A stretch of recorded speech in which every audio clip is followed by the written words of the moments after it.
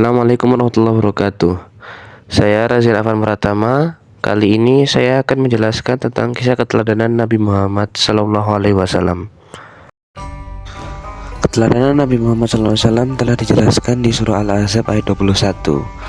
Sungguh telah ada pada diri Rasulullah itu suri teladan yang baik bagimu, yaitu bagi orang yang mengharap rahmat Allah dan kedatangan hari kiamat, dan yang banyak mengingat Allah.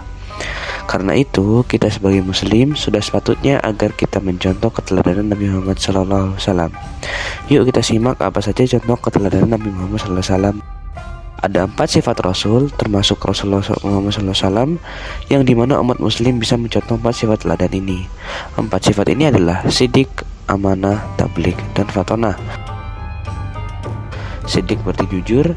Rasulullah selalu berkata jujur dan tidak pernah berbohong sama sekali, tidak pernah curang dalam berdagang, dan selalu bersikap jujur baik kepada pembeli maupun majikannya. Rasulullah juga tidak pernah mengurangi timbangan atau takaran. Amanah berarti dapat dipercaya. Rasulullah selalu memegang amanah dengan sebaik-baiknya dan tidak pernah mengkhianati orang yang memberinya amanah.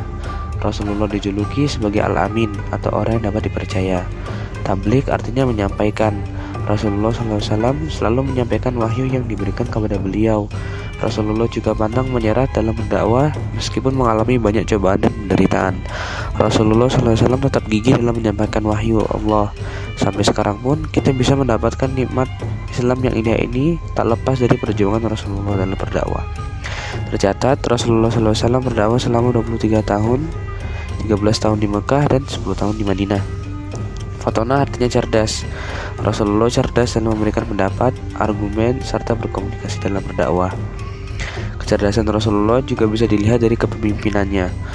Rasulullah pernah berhasil memperkirakan jumlah pasukan musuh saat perang Badar. Meskipun informasi yang Rasulullah dapatkan hanyalah jumlah makanan yang dimakan mereka sekali makan. Selain dari keempat sifat tadi, ada masih banyak lagi contoh keteladanan Rasulullah yang bisa umat muslim contoh. Rendah hati. Rendah hati merupakan akhlak yang sangat penting dimiliki setiap insan, sebab sifat ini akan melahirkan berbagai sikap-sikap mulia dan menenteramkan kehidupan masyarakat. Sebagaimana yang dicontohkan oleh Nabi Muhammad SAW, beliau selalu rendah hati kepada siapapun, bahkan tidak pernah menyombongkan kemuliaan dan keistimewaannya.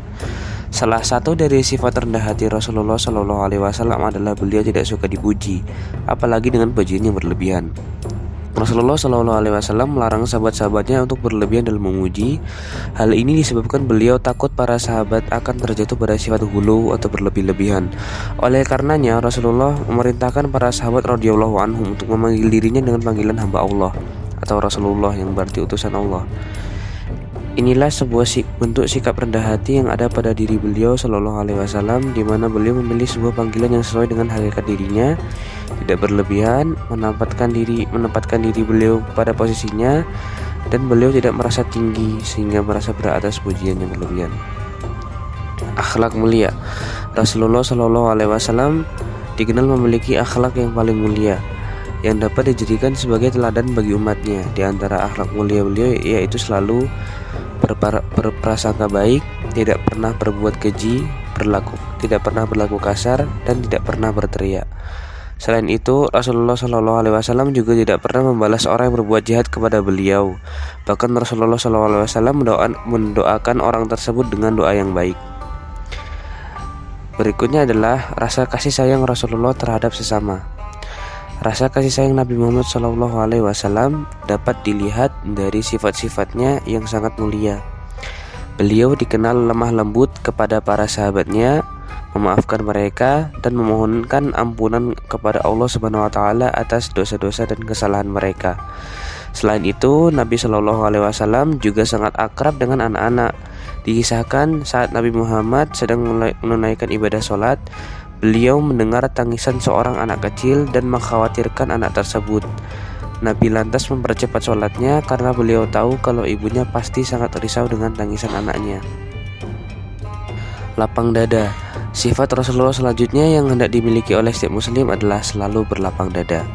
Sifat ini akan menjadikan seseorang mampu melaksanakan ketaatan kepada Allah SWT dengan semaksimal mungkin.